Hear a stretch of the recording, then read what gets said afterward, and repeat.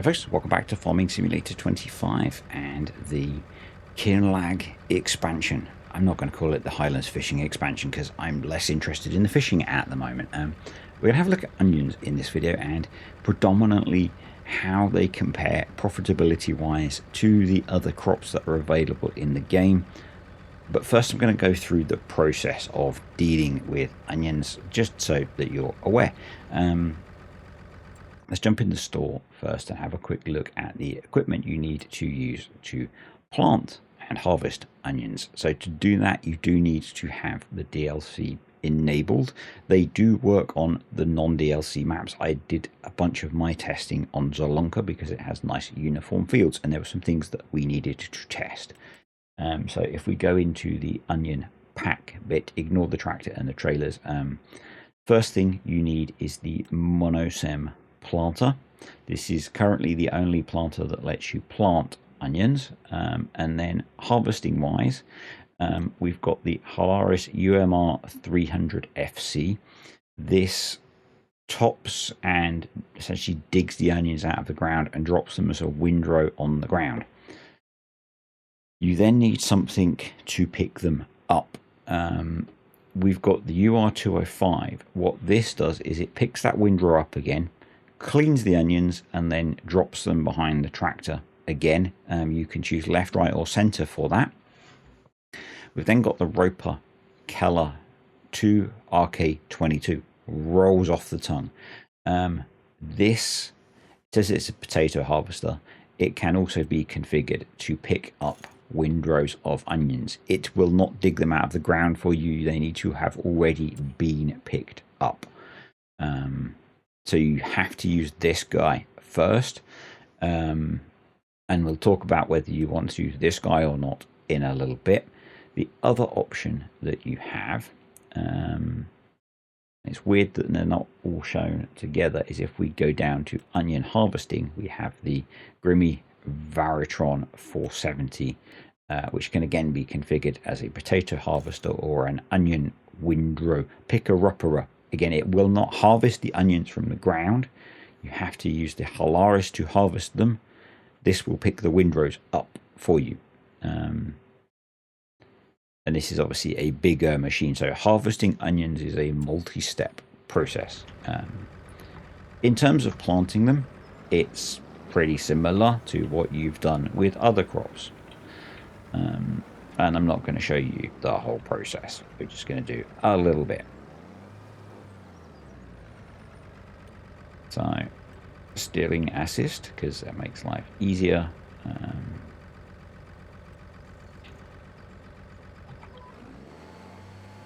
We're not going to do that.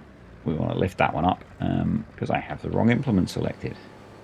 I put the seed box on the front. It's not necessarily designed to be used with this implement. I just wanted to show you that it could be.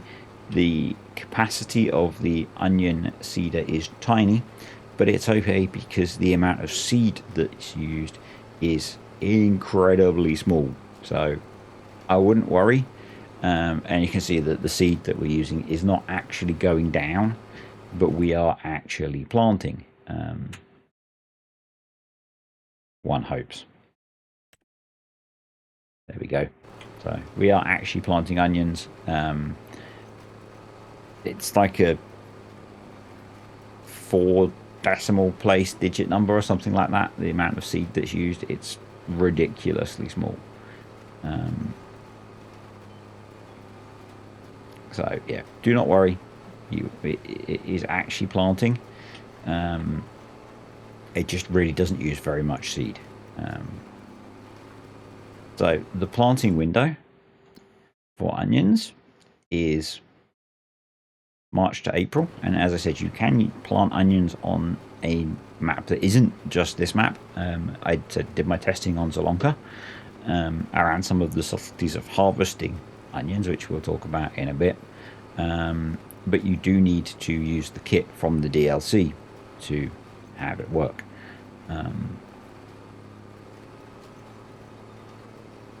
So that's getting them planted. It's a pretty standard process. You plant them. If we go into the map, we'll now see growing. We'll see it needs rolling because it's a standard crop, even though not sure if you'd roll onions in or not. So I'll get this field sorted and we'll come back to it when it's ready to be harvested, and we'll talk about the options for harvesting.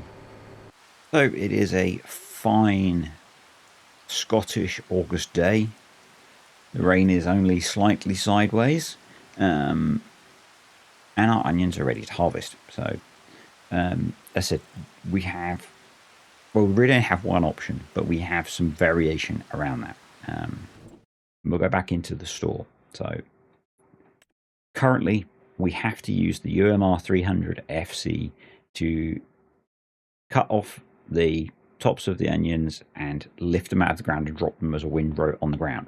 And you might say, well, why do I need to do any more than that? Because I then have to pick that windrow up anyway using either the Grimmy or the Roper. We have the UR205, which goes behind and cleans the onions and drops them in another windrow. Now, it doesn't say anything in the game about this. The benefit of doing this is if you don't do it, you get a 25% reduction in the yield. And it would be really nice if they actually explained this in the game. They may have explained it somewhere, but I haven't seen it because I don't watch or read everything that comes out. It's in the XML, so if you read XML, you're fine.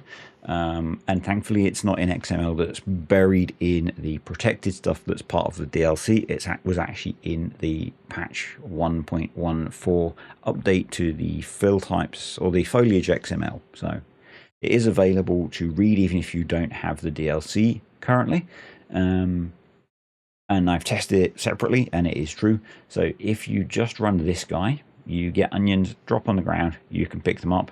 But if you don't run this behind the tractor, you only get 75% of the yield because your onions are dirty. So my recommendation is you run both. That does mean you need a bigger tractor. You need a 215 horsepower tractor and you need to spend an extra 35 grand.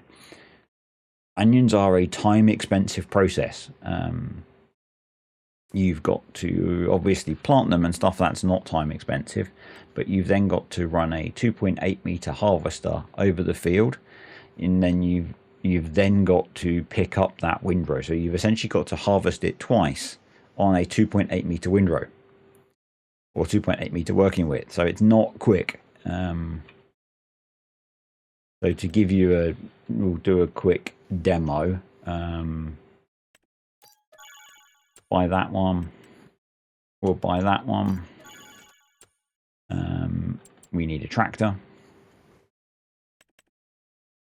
The 4000 series JCB is perfect for this, you know, which is quite nice, obviously.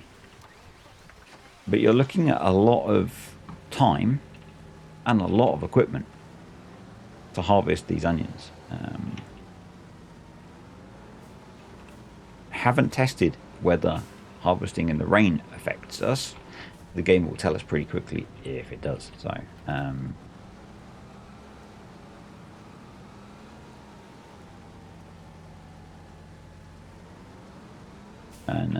what we're going to do is turn on and drop, turn on, and then you've got an option to pick where you want to drop the swath off of the back.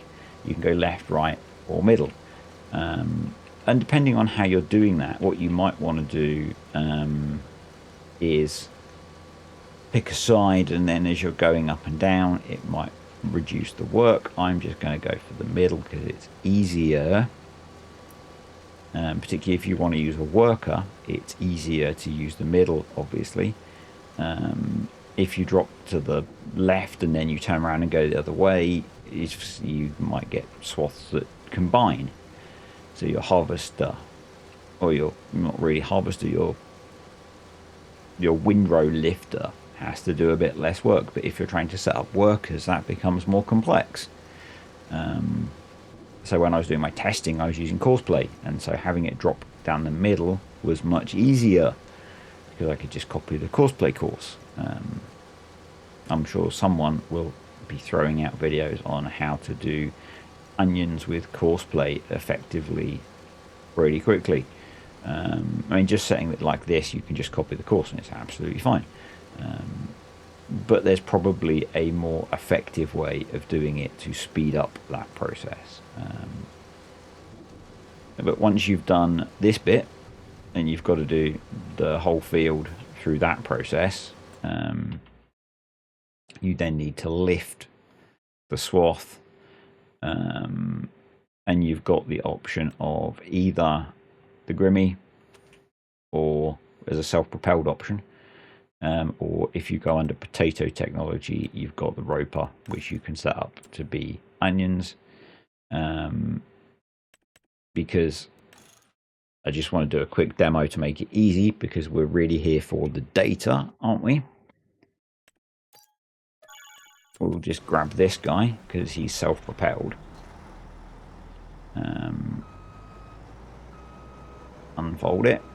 These Grimmy machines, a lot of these sort of vegetable harvesters are really funky bits of kit, aren't they? I've never had the joy of seeing one working in real life.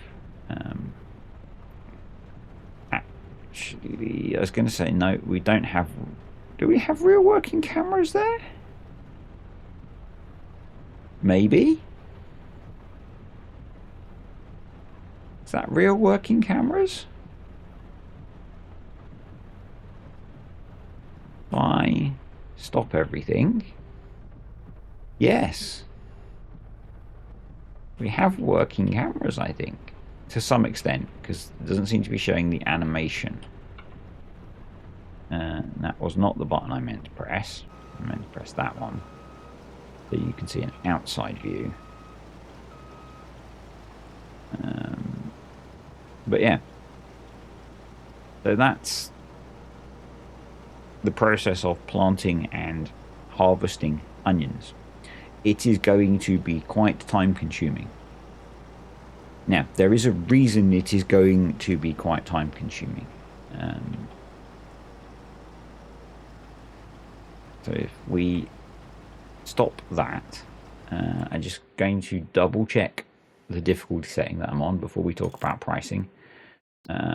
Although I'm not actually going to be talking in absolute prices particularly. We're on normal economic difficulty. And onions sell at a peak price of about £545 per 1,000 litres, which is roughly in line with... It's a little bit more than potatoes. Yeah, it's a little bit more than potatoes. A bit less than beets, or barley, sorry. Yeah. They're between potatoes and barley for price. Now, 1 second, and I will get some numbers up on the screen for you, which means I also need to get those numbers up on the screen for me, because I didn't have them up on the screen in advance, and without them on the screen I can't talk about them. So if you're familiar with any of my old best crop prices videos, this is an update to that spreadsheet. If you're not, I will explain it briefly. So this takes data from the XML files in the game and tries to rank which are the most profitable crops to farm. It doesn't take account of the amount of time, and quite often time is a key driver. And you'll see poplar is right at the top and is a real standout in terms of the profitability, and that is because Giants for some reason wanted to make that crop really profitable. Now it is a lot of work. It's mainly because it has some pretty insane multipliers on its yield when you harvest it. Grass silage is the next best one, whether you can get 2.5 or 3 cuts out of it, but it's, you know, it's like nearly a factor of 10 down. Not quite, but nearly. And then the crops that you're here for, onions, or in inverted commas dirty onions, or if you've not put them through that second harvesting process, so you've got 3/4 of the yield, and they are comparable. So cleaned onions are comparable to things like spinach, parsnips, stuff like that. And then the dirty onions are comparable to, that's annoying, my data hasn't been sorted properly. Oh, yeah, they are. So it's sorted by the value including seed, and potato seed is expensive. So they are comparable to things like potatoes and rice. So yeah, there you go. And that kind of reflects with the amount of work, doesn't it? Because harvesting things like spinach and peas is slow and painful. Harvesting these is going to be slow and painful. Now, there is another step you can do with onions. And I have not looked at this in detail yet. So we are going to be learning together, folks. And that is that we can take our loose onions and we can palletize them to sell. So if we come over here, we can throw this guy down. And then if we go into the menu and productions, we put in 100 litres of onions and we get out 80 litres of packed onions. Now, I'm not sure what the bonus is in terms of selling for packed onions, but I believe if we come down here, onions packed, there we go. So suddenly best price $7.95 versus $5.45. So give me 1 second to do the maths on that. So that works out at a 39% increase in best price, but an 80% drop in yield, which is about an 11% increase in price. And that takes our price including seed for onions from £1 and say £1.06 per metre square to £1.18, which moves it up between sugarcane and carrots. So it suddenly becomes really quite attractive, and our dirty ones move to from 73p per metre square to 81, so that bumps that up above beetroot. So it makes quite a good difference. The sort of the limiting factor is this thing can process 480 cycles per month,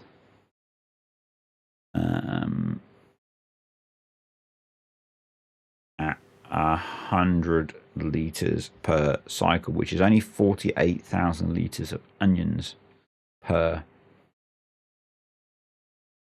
month. And I did a pretty small field and I got like 30,000 litres off it. So maybe it's okay, maybe it's okay. And so let's just pick up a few more. You are going to be doing a lot more work for that extra because you're going to be getting bags of onions. So you're going to have to you're not going to be delivering trailers full to a sell point. You're going to have to be loading pallets on a truck and taking them to a sell point. So bear that in mind. And obviously you probably wouldn't put it in a field like this. Just wondering if I can unload. No.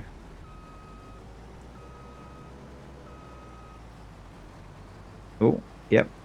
There we go. That somewhere there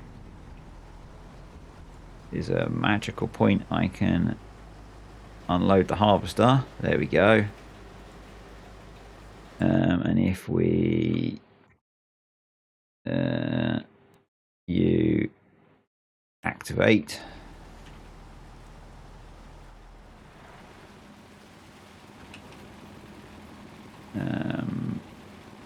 and speed up time quite a lot. I don't know how many onions we need to get a package of onions out. There we go. So yeah, you get pallets out. So if you're doing a lot of these, you're going to be doing pallet stacking simulator. So I guess bear that in mind. But compared to other crops, they can be quite profitable, but that is balanced by they can be a lot of work, folks. You are looking at doing multi-step harvesting until someone comes out with a harvester that does it in a single stage, if they can, because it might all be locked within the DLC. And if you want to get that extra little bit, you're looking at moving a lot of pallets around. But yeah, hopefully that was useful, interesting. Let me know what you think. Thank you to the patrons and the YouTube channel members. If you are interested in pre-ordering the DLC before its release next week, there'll be a link down below or a QR code on the screen. You help me out a little bit, and see you next time.